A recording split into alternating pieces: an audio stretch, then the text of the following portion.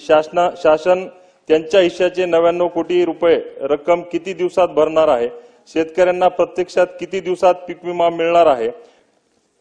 लक्षवेधी क्रमांक 10 आणि 11 जवळपास सारखीच आहे। श्रीमती श्वेता महाले यांनी 11 क्रमांकावर जवळपास मी उत्तर दोघांचे देतो, तुम्ही प्रश्न विचारा, काय अडचण नाही। त्यामुळे त्यामध्ये दोन्ही याच्यामध्ये मॅटर सारखेच आहेत, काही फार विशेष फरक नाही। परंतु विटेकर साहेबांनी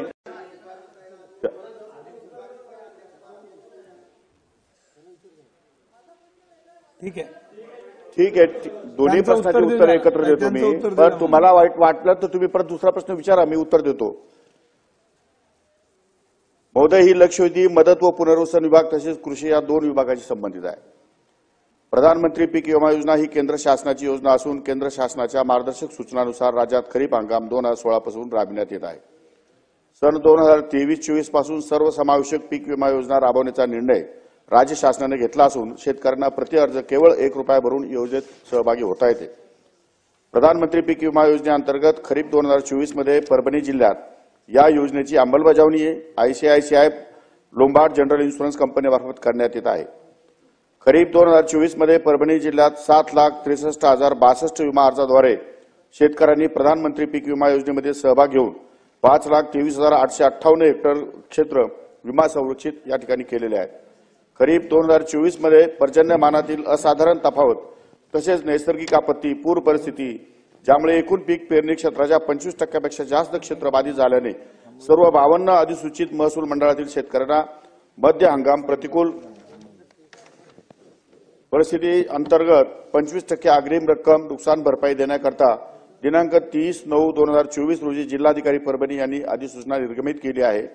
खरीप 2024 मध्ये नैसर्गिक आपत्ती व काढणी पश्चात नुकसान याकरता 426.55 कोटी अंतरिम नुकसान भरपाई मंजूर झालेली आहे। राज्यात प्रधानमंत्री पीक विमा योजनेअंतर्गत 2024 करता एकूण 2,197.15 कोटी नुकसान भरपाई मंजूर झाली आहे। विमा कंपन्यांना राज्य हिस्सा विमा हप्ता अनुदान उपलब्ध करून देण्याची कार्यवाही प्रगतीत असून त्यानुसार सर्व पात्र शेतकऱ्यांना नुकसान भरपाईचे वाटप करण्यात येईल। परभणी जिल्ह्यात नैसर्गिक आपत्तीमुळे शेती फळ पिकाखालील माहे जानेवारी ते डिसेंबर 2024 मध्ये 4,10,035 हेक्टर क्षेत्र बाधित झाले असून बाधित क्षेत्राला 473.44 कोटी इतका निधी मंजूर झालेला आहे व त्यापैकी 417.12 कोटी इतका निधी वितरित करण्यात आलेला आहे।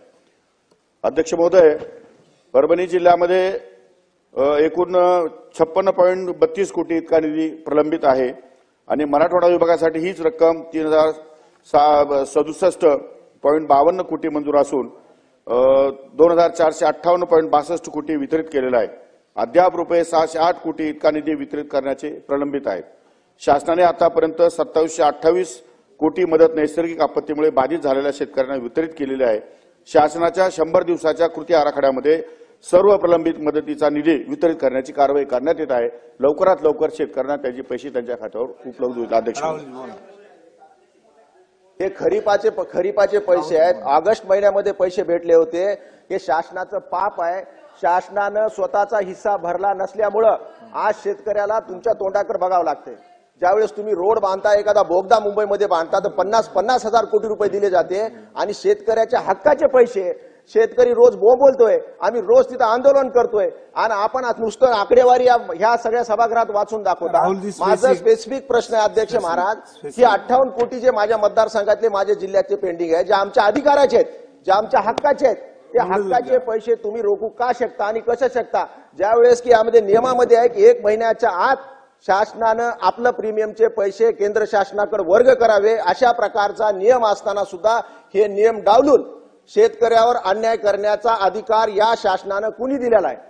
आमच्या परभणी जिल्ह्यामध्ये मायक्रो इरिगेशनचे सुद्धा अध्यक्ष महाराज पैसे असेच पेंडिंग आहेत। स्पेसिफिक म्हणून माझा एकच प्रश्न आहे की आपण जे पेंडिंग आमच्या मतदारसंघातले परभणी जिल्ह्याचे प्रलंबित जो विषय आहे, हे अग्रिम रक्कम आपण ऍडव्हान्स शासनाकडे कधी वर्ग करणार आणि किती दिवसात आमच्या शेतकऱ्यांना तुम्ही पैसे देणार, हा माझा एकच प्रश्न आहे।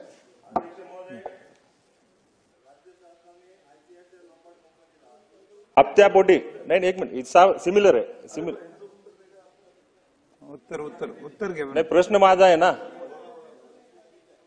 राज्य सरकारने आयसीआयसीआय लोंबार्ड कंपनीला हप्त्यापोटी 356 कोटी रुपये 5 महिन्यापूर्वी दिलेले आहेत. उर्वरित केवळ 99 कोटी रुपयांचा हप्ता सरकारकडे येणे शिल्लक राहिल्याचे कारण दाखवून कंपनी शेतकऱ्यांना विमा वाटप करण्यास टाळाटाळ करत आहे. माझा प्रश्न एवढाच आहे साहेब अध्यक्ष महोदय की विमा कंपनीकडे 5 महिन्यापासून सरकारचे 356 कोटी रुपये जमा आहेत.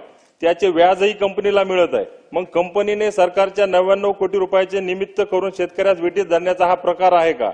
केंद्र सरकार व राज्य सरकारची रक्कम कंपनीकडे जमा असतानाही त्या जमा असलेल्या रकमेतून आजपर्यंत कंपनीने शेतकऱ्यांना विमा वाटप का केला नाही?